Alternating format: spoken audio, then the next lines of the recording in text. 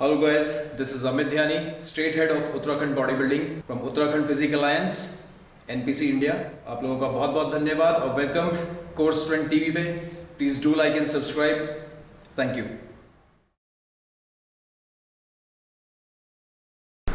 Welcome to core strength TV guys. और आज हम आ गए हैं विकास नगर, देहरादून से कुछ किलोमीटर ही दूर है. हम बैठे हुए इस समय बॉडी बॉयज़ जिम में अमित भैया के साथ. मैं अमित भैया के बारे में थोड़ा बता देता हूँ. अमित ध्यानी नाम से लोग जानते हैं भैया को. 25 साल का एक्सपीरियंस है बॉडी बिल्डिंग में और न जाने कितने लोगों को ट्रेन किया है उन्होंने. खुद 16 साल की उम्र से ये ट्रेनिंग करते थे. 22 साल में पहला कंपटीशन ऑर्गेनाइज कराया. उत्तराखंड फिजिक अलायंस नाम से एक बॉडी बिल्डिंग एसोसिएशन है, national level body building association है, जिसे शेरू पाजी का नाम आपने सुना होगा. शेरू अंग्रेज जी, जितने लोग बॉडी बिल्डिंग करते हैं वो तो जानते ही हैं. तो उनकी एसोसिएशन है. अमित भैया इसके उत्तराखंड हेड है और कई कॉम्पिटिशंस में भैया एज अ जज भी रहते हैं. भैया welcome to core strength TV. Thank you. और थैंक यू सो मच, आपने हम लोगों को अपना टाइम दिया. भैया बहुत बिजी थे. ये जिम उन्होंने अभी बनाया है नया. इसके बारे में भी थोड़े बहुत क्लिप्स अभी आपको इस जिम के ऊपर भी दिखाएंगे हम लोग. इसकी फ्लोरिंग से लेके काफ़ी सारे मशीन्स का जो काम है, भैया ने काफ़ी चीज़ें इस जिम में खुद करी हैं. तो भैया हम लोगों को बताइए, आपने जब शुरू किया 16 ईयर्स की एज में, तो तब आपने फिजिक डेवलप करने के लिए शुरू किया या आपने सोचा था मैं कंपटीशन ही खेलूँगा, क्योंकि टेलीविज़न और ये इसमें इतना ज़्यादा बॉडी बिल्डिंग को दिखाया नहीं जाता था तब? हाँ, तो एक्चुअली मेरे घर में मैं बचपन से ही, जब से मैंने होश संभाला, मेरे घर में मैंने अपने डम्बल्स, रॉड और प्लेट्स वगैरह देखी. क्योंकि मेरे जो पिताजी हैं वो खुद भी बॉडी बिल्डिंग के शौकीन रहे हैं और बड़ा अच्छा शरीर उन्होंने बनाया था. तो मैं बचपन से ही उनसे इंस्पायर रहा. तो घर में मैं शुरू से ही ये सारी चीज़ें होती देखता रहा. और एट द एज ऑफ 14 मैंने मूवी देखी थी आर्नोल्ड श्वार्ज़नेगर की. तो वो एकदम से वो इमेज मेरे दिमाग में क्लिक हुई और मैंने भी सोचा कि मुझे यही करना है. पता नहीं कहाँ से एक बारी में ही मैंने वो फैसला ले लिया और तब से लेके आज तक इतनी लंबी जर्नी हुई. तो जब मैंने फर्स्ट टाइम वेट छुआ तो यही सोच के छुआ कि मुझे कॉम्पिटिटिव बॉडी बिल्डिंग करनी है, जो कि मैंने कुछ साल तक करी थी, 6 साल तक. लेकिन उस वक्त ज़्यादा अच्छे संसाधन ना होने की वजह से, ट्रेनिंग ना होने की वजह से, गाइडेंस ना होने की वजह से अपनी तरफ से मैं जितना कर पाया, जितनी स्टडी कर पाया, नॉर्थ इंडिया लेवल तक गया. लेकिन उसके बाद भी स्टेज छोड़ने के बाद भी मैंने इस चीज़ को बंद नहीं किया. मैंने लड़के ट्रेन करने शुरू किए और यहाँ पे इस एरिया के जितने भी मैक्सिमम बॉडी बिल्डर्स हैं वो इसी जिम से ट्रेनिंग लेकर चैम्पियन बने. मेरे दिमाग में शुरू से ही एक ही मेरे मेंटर और मेरे आइडल रहे, आर्नोल्ड श्वार्ज़नेगर. उन्हीं को देखकर जो है मैंने ये सारी चीज़ें करी. और शुरुआती जो गाइडेंस रही वो मुझे मेरे पिताजी से मिली, क्योंकि उन्होंने खुद भी जो है बॉडी बिल्डिंग करी, फिटनेस करी. और उस वक्त की बॉडी बिल्डिंग जो जिसे देसी टाइप बोलते थे, हाँ. तो वो सारी चीज़ें तो मैं अपने घर में अपने सामने ही अपने पिताजी के उसमें देख रहा था. देखिए, बेसिकली जो कुछ पर्टिकुलर चीज़ें हैं जो कि नॉर्मल ट्रेनिंग वाले के लिए और कॉम्पिटिटिव स्टेज की तैयारी करने के लिए कुछ चीज़ें ऐसी हैं जो कॉमन है. जैसे कि आपका प्रॉपर न्यूट्रिशन हो गया, आपका वर्कआउट हो गया, सब अच्छे से करना है आपको. लेकिन यहाँ पे जहाँ पे जो चीज़ आप बोल रहे हैं कि नॉर्मल करने वालों के लिए और कंपटीशन के लिए, तो उसमें काफ़ी सारी चीज़ों का फ़र्क आ जाता है. सबसे पहले तो इन सारी चीज़ों से हटके मैं बोलूँगा आपका जो मेंटल लेवल और मेंटल फोकस है, आपका विजन क्लियर होना चाहिए कि आपको कॉम्पिटिटिव बॉडी बिल्डिंग करनी है तो आपको कितना न्यूट्रिशन लेना है, क्या क्या सप्लीमेंटेशन आपको यूज़ करना है. छोटी से छोटी, बारीक से बारीक चीज़ें उसमें मैटर करती हैं. और जहाँ तक जनरल फिटनेस की बात है, उसमें आपको सप्लीमेंटेशन पे या दवाइयों पे, जैसे कि आजकल दौर चल ही रहा है, उन सब चीज़ों पे ज़्यादा फोकस ना करते हुए अगर वो नेचुरली भी और स्लो पेस में भी चलेंगे तो अच्छी फिजिक मेंटेन की जा सकती है. लेकिन रेगुलरिटी तो दोनों उसमें ही चाहिए, दोनों कंडीशन में. एक चीज़ ये मेरे को पूछना था आपसे कि अगर कोई आपसे पूछता है कि मैं सप्लीमेंट्स नहीं लेना चाहता, मैं मल्टीविटामिन्स तक नहीं लेना चाहता, ना मैं परफॉर्मेंस इन्हेंसिंग ड्रग्स यूज़ कर सकता हूँ, तो आप उसको क्या सजेस्ट करोगे? वो बोलता है लेकिन मैं कॉम्पिटिटिव या प्रोफेशनल बॉडी बिल्डिंग करना चाहता हूँ और मैं बिल्कुल टॉप तक पहुँचना चाहता हूँ, नेशनल लेवल तक जाना चाहता हूँ, खेलना चाहता हूँ, तो आपका उसे सजेशन क्या होगा? Is this possible? अगर इस बात को लंबा ना खींचूँ और सीधा एक वर्ड में ही कहूँ तो ये आज के समय पे बिल्कुल पॉसिबल नहीं है. Not at all. That's true. I mean बहुत लोग इसमें भैया बिल्कुल क्लियर कट एकदम स्ट्रेट फॉरवर्ड जवाब दे देते हैं कि हो सकता है कि नहीं। बहुत लोग ये काम करते नहीं, लोग इसको बड़ा डिप्लोमेटिकली आंसर करते हैं कि नहीं जेनेटिक्स अच्छे होंगे तो ये होगा वो होगा। गाइस ये चीज़ समझ लीजिए, अगर कॉम्पिटिटिव बॉडी बिल्डिंग करनी है आपको हर वो चीज़ करनी होगी। अब आप अपने से कम्पीट नहीं कर रहे, अब आप दूसरों से कम्पीट कर रहे हैं, आपको वो सब करना पड़ेगा उनको उनके गेम में बीट करने के लिए जो वो कर रहे हैं। जहाँ तक जेनेटिक की बात है, नो डाउट जेनेटिक अपना रोल प्ले करता है, सिर्फ बॉडी बिल्डिंग में नहीं, हर गेम में। ठीक है, तो अगर आपके जेनेटिक बहुत ज़्यादा अच्छे हैं लेकिन फिर भी आप थोड़ी सी एहतियात नहीं बरतते या कम एहतियात बरतते हैं और अच्छे से उस चीज़ को 100% फॉलो नहीं करते, तो मैं स्पष्ट शब्दों में ये बोलना चाहूँगा कि जो आपसे जेनेटिकली थोड़ा सा कम है लेकिन सारी चीज़ें 100% प्रॉपर फॉलो कर रहा है, तो जीतने के चांसेस उसके ही ज़्यादा रहेंगे, क्योंकि 100% तो आपको तब भी देना पड़ेगा चाहे आपके जेनेटिक कितने भी अच्छे हैं।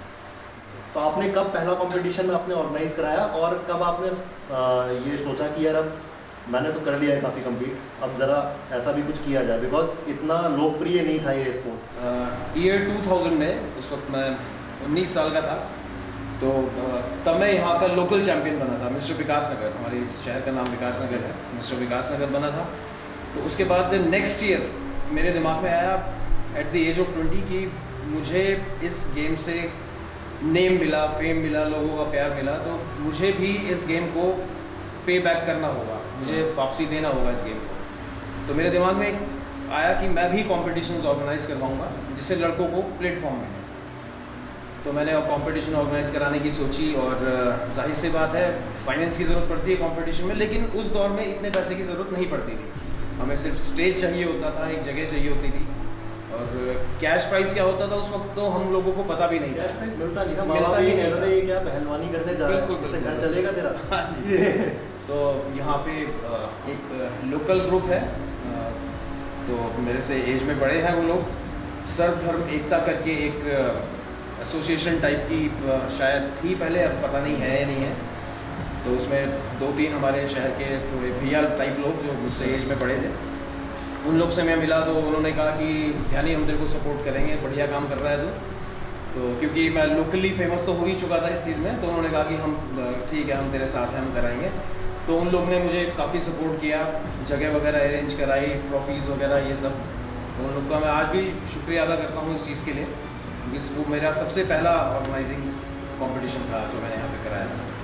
उसके बाद फिर हौसला खुलता गया और मैं हर साल जो है कॉम्पिटिशन्स वगैरह कराता गया, और आज state championship, north India championship, इस तरह के मैं कई कॉम्पिटिशन यहाँ पे करवा चुका हूँ। कितना खर्चा है आपका इसको ऑर्गेनाइज कराने में? उस वक्त जैसा कि मैंने पहले आपको बताया कि उस वक्त सप्लीमेंट्स क्या होते हैं और कैश प्राइस क्या होता है हमें खुद भी नहीं पता था। तो जगह का, ट्रॉफी, सर्टिफिकेट्स, शायद हमारा एक कॉम्पिटिशन शायद 6-7 हज़ार रुपये में निपट गया, और मैं थिंक 6-7 हज़ार में हो गई थी उस वक्त। 6-7 हज़ार रुपये में आपने अच्छे लेवल का एंड पार्टिसिपेशन कितना रहा होगा? Participation कितने लोग पार्टिसिपेट कर रहे हैं? लगभग 50 to 55, अच्छे से याद है। अच्छा रिस्पॉन्स है, अगर उस समय पे इतने लोग पार्टिसिपेट कर रहे हैं बहुत बड़ी बात है। एंड एक मैं बताना चाहता हूँ फ्रेंड्स आपको, अमित भैया वॉज द फर्स्ट पर्सन जिन्होंने कैश प्राइस का उत्तराखंड में ट्रेडिशन शुरू किया। कोई पैसे नहीं देता था, आज तो बहुत कैश प्राइस आप सुनते हैं, कोई पैसा नहीं था, सिर्फ पैसा लगाना है, स्पोर्ट खेलना है। और जब से पैसा आया तब से थोड़ा ग्लैमर भी आना शुरू हुआ, लेकिन शुरुआत यहाँ से हुई थी। इसके बारे में बताइए भैया, आपके दिमाग में कैसे आया है? बिकॉज हर कोई ये सोचता है यार इतने में निपट जाए तो अच्छा है, वैसे भी कोई नहीं दे रहा तो हम ज़बरदस्ती क्यों दें, वैसे भी हम स्टेज दे तो रहे हैं उनको खेलने के लिए। लोग तो सोचते हैं हम उन पे फेवर कर रहे हैं कि अगर हम बॉडी बिल्डर्स को प्लेटफॉर्म दे रहे हैं, ये नहीं समझते कि उन्हीं की वजह से स्पोर्ट्स है। तो इस बात को लगभग 12 साल हो चुके हैं। मिस्टर हरक्यूलिस के नाम से मैंने चैम्पियनशिप करवाई थी, वो गार्डन रिजॉर्ट हमारा इसी जिम वाली गली में ही वेडिंग पॉइंट है वहाँ पे। तो उस शो को पार्टिसिपेट करने आए थे वेल नोन नेम, उन्हें इंट्रोडक्शन की ज़रूरत नहीं है, मिस्टर अमित छेत्री, देहरादून के ही राहुल बेस्ट, तजिंदर सिंह, तो ये फेमस नाम है। ये लोग मेरे कंपटीशन को पार्टिसिपेट करने आए थे। तो उस कंपटीशन में फर्स्ट टाइम जब मैंने कैश प्राइस जो डिस्ट्रीब्यूट किया था वो लगभग था 50,000।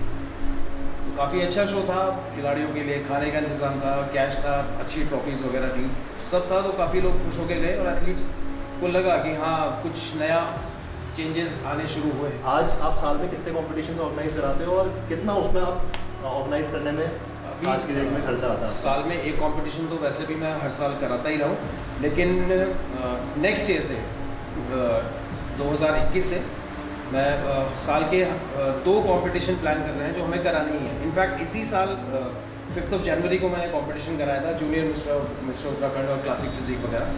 तो हमारे शेरू अंग्रेज जी उसमें आए थे चीफ गेस्ट। तो नेक्स्ट शो मैंने अक्टूबर में प्लान किया था, लेकिन अभी जो है कोविड-19 जो महामारी चल रही है, इसके चलते मुझे ये शो पोस्टपोन करना पड़ा। इनफैक्ट पूरे वर्ल्ड वाइड जितने भी शोज़ थे वो लगभग पोस्टपोन हो चुके हैं, कैंसिल हो चुके हैं। लेकिन अगले साल से हमारे 2 शो 100% हुआ करेंगे, जिसमें कि एक शो विकास नगर होगा और एक बड़ा शो हमारा देहरादून में ऑर्गेनाइज होगा।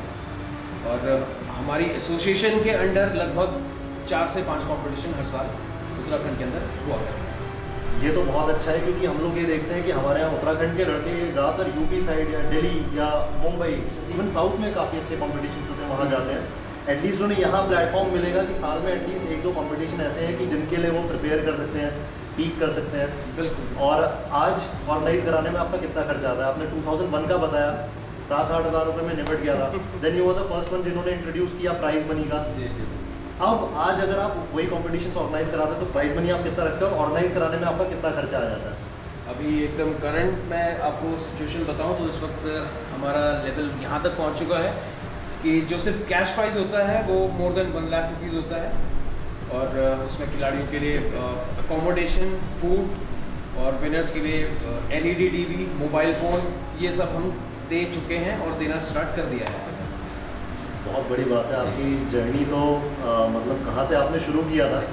थैंक्स टू यू गाइस, आप जैसे लोगों की वजह से जो है इस चीज़ को और ज़्यादा प्रमोशन मिल रहा है और ये चीज़ हाइप हो रही है, लोगों को पता चल रहा है कि कैसे कैसे बॉडी बिल्डिंग अपने मूलभूत से निकल के आगे की तरफ जा रही है। तो आप लोग बहुत अच्छा काम कर रहे हैं। Thank you so much. But हम लोग सिर्फ इसलिए कर पा रहे हैं बिकॉज हम लोगों ने देखा कि आजकल अवेयरनेस है इन चीज़ों को लेके, एंड अब मैंने देखा पेरेंट्स भी थोड़े सपोर्टिव हैं।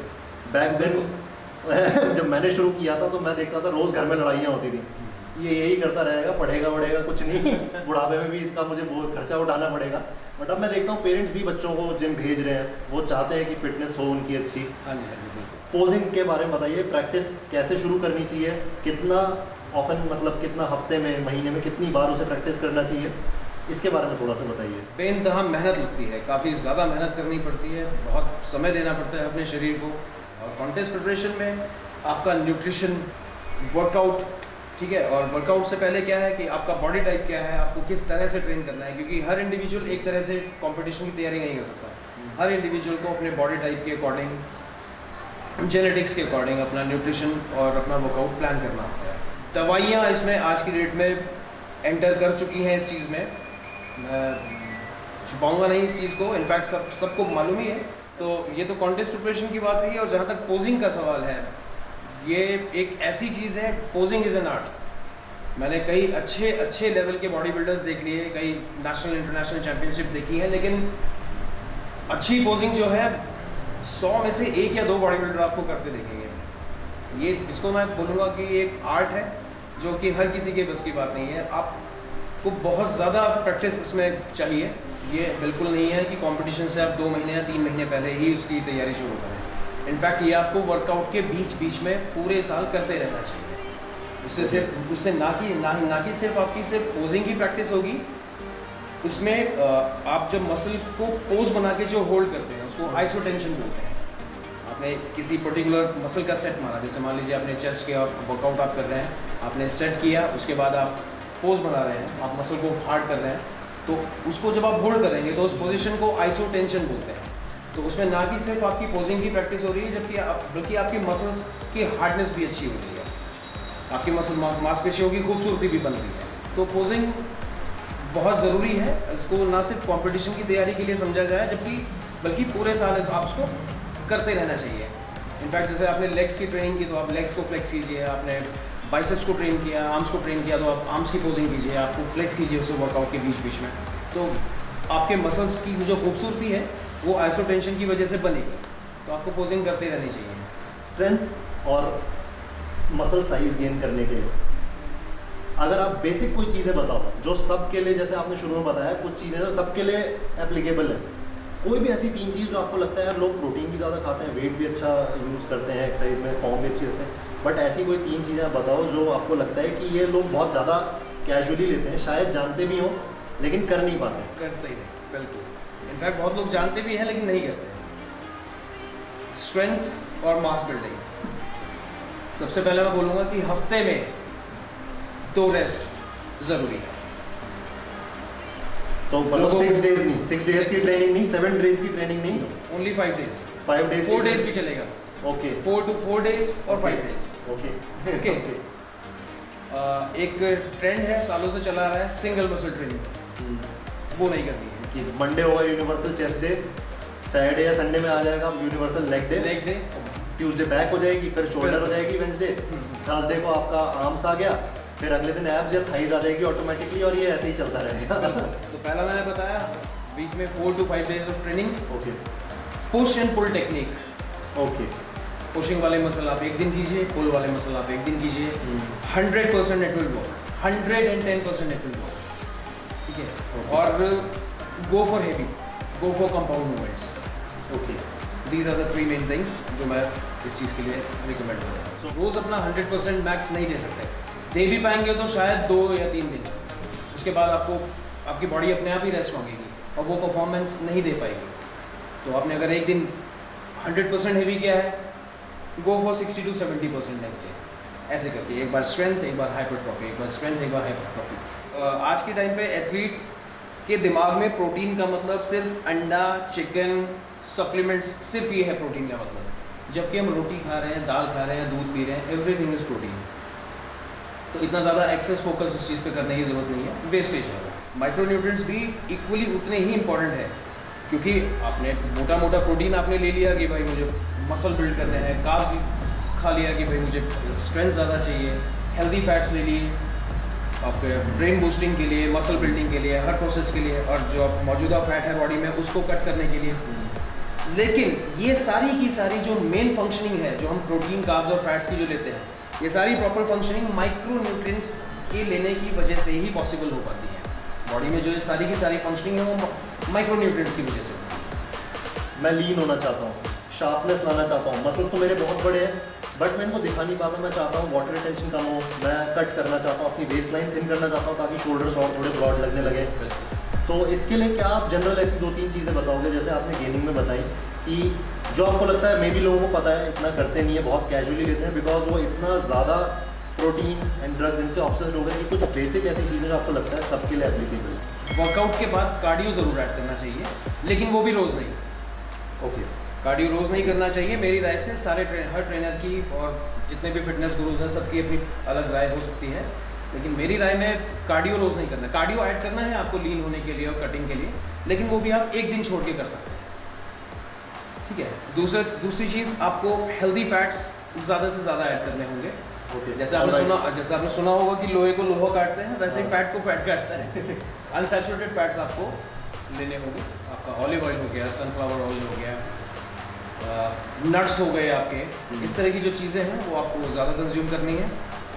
लाइक फिश ऑयल्स एंड इस तरह की चीज़ें। बिल्कुल बिल्कुल बिल्कुल, Okay. ये सारी की सारी चीज़ें कार्डियो आपको ऐड करना है। और दिन शुरू होते होते ही जो आपका जो कार्ब इनटेक है, रात तक वो 0 हो जाना चाहिए। ओके, क्योंकि मैं उस चीज़ को बिल्कुल सपोर्ट नहीं करता कि आप कार्ब्स पूरा ही डिप्लीट कर लो, क्योंकि वो मेन सोर्स है फ्यूल का। कार्ब्स आई थिंक वैसे भी नेचुरल सोर्सेज जितने हैं, चाहे बिल्कुल। प्रोटीन का कोई भी सोर्स हो, उसमें कार्ब्स आपको ऑटोमेटिकली मिल रहे हैं, जितने ज़रूरी हैं वो आपको नेचुरल तरीके से लेकिन मिल रहे हैं। आज के टाइम पे फैट रिड्यूस करने के लिए, कटिंग के लिए, मैंने देखा है कि काफ़ी सारे बॉडी बिल्डर्स और एथलीट्स जो है कार्ब्स को बिल्कुल ही डिप्लीट कर देते हैं, जो कि गलत चीज़ है। और लॉन्ग टर्म में जाके इसका इफेक्ट बॉडी पे 100% दिखता ही दिखता है। तो बजाय इसके मैं इस चीज़ को सजेस्ट करता हूँ कि सुबह आप हैवी कार्ब्स लें, उसके बाद दिन में और कम लें, रात को उसको 0 कर दें। रात को जो आपकी जो आखिरी मील है 7 या 8 बजे की, क्योंकि जिन्हें भी लीन होना होता है या कटिंग वगैरह करनी होती है वो 7 या 8 बजे के 8 बजे से पहले अपनी लास्ट मील ले लेते हैं। तो लास्ट मील में जो है वो 0 कार्ब्स रख सकते हैं। तो एक चीज़ गाइस ध्यान दीजिए, उन्होंने जो बोला फैट्स को बिल्कुल बंद नहीं करना, छोड़ना नहीं है उनको, बिल्कुल डाइट से बिल्कुल ऐसा नहीं कर देना है कि आप आउट कर दें बिल्कुल, बिकॉज फैट्स बहुत ज़रूरी है। आई थिंक फैट्स का जो व्हाट आई हैव ऑब्जर्व कि एक शायद एडवांटेज ये भी रहता है कि कैलोरिकली डेंस है। आप लीन होने के लिए इतना ज़्यादा डाइट को आप कंट्रोल कर चुके हो कि अब आपकी स्ट्रेंथ ड्रास्टिकली गिरेगी क्योंकि आप कोई भी कैलोरिकली डेंस फूड नहीं खा रहे हो। तो एज ए जज जो मैं सबसे पहले जो एथलीट जब मेरे सामने स्टेज पे आते हैं तो सबसे पहले मैं बॉडी का बैलेंस देखता हूँ, अपर बॉडी और लोअर बॉडी का। क्योंकि कईयों की क्या होता है, अपर बॉडी बहुत ज़्यादा अच्छी होती है लेकिन लेग्स वीक रह जाते हैं, तो वो बॉडी का जो बैलेंस है, सिमेट्री है, वो मैच नहीं कर पाती। कई लोगों का लेग्स बहुत भारी होता है, उसके कंपैरेटिवली आर्म्स वीक लगते हैं। तो ये सारी चीज़ें देखनी पड़ती है। फिर बॉडी में का जो फैट परसेंटेज है वो बहुत ज़्यादा घटा हुआ होना चाहिए at that time particular period पे। और इन सारी चीज़ों के बाद जो है बंदा एथलीट जो अपने आप को रिप्रेजेंट करता है स्टेज पे, वो अपनी पोजिंग आर्ट से जज को इम्प्रेस करने की कोशिश करता है। तो once Arnold Schwarzenegger said good posing is 50% winning. तो उसका इतना ज़्यादा इम्पैक्ट पड़ता है कंपटीशन में। कई बार ऐसा होता है कि किसी का साइड चेस्ट पोज बहुत अच्छा है, मसल बहुत हैवी है चेस्ट का, आपके बगल में जो एथलीट खड़ा है उसका मसल ज़्यादा हैवी नहीं है, लेकिन साइड चेस्ट वाला अगर अच्छे से पोज नहीं कर पाया और जिसका कम पेक्टोरल एरिया है वो अगर अच्छे से प्रॉपर तरीके से दिखाए तो वो उसको बीट कर सकता है जिसका चेस्ट का मसल ज़्यादा बड़ा है। इसी तरह से हर पर्टिकुलर पोजिंग में ये सारी चीज़ें देखी जाती है। पोजिंग इज़ एन आर्ट, जैसे कि अभी थोड़ी देर पहले भी मैंने आपको बोला था। तो अच्छी पोजिंग से आप अपने से 19-20 जिसको बोलते हैं, अगर 19 वाला लड़का ज़्यादा अच्छे से अपने आप को रिप्रेजेंट कर पा रहा है तो वो अपने से 20 वाले को जो अपने आप को अच्छे से रिप्रेजेंट नहीं कर पा रहा है तो वो उसको बीट कर सकता है ईजिली। क्योंकि जाहिर सी बात है, अलग वही दिखेगा जिसके अपर बॉडी और लोअर बॉडी का बैलेंस अच्छा होगा, जिसकी बॉडी का फैट परसेंटेज एकदम घटा हुआ होगा, जिसके सारे मसल्स शार्प दिख रहे होंगे, स्ट्रिएटेड होंगे, मसल मास अच्छा डेवलप होगा।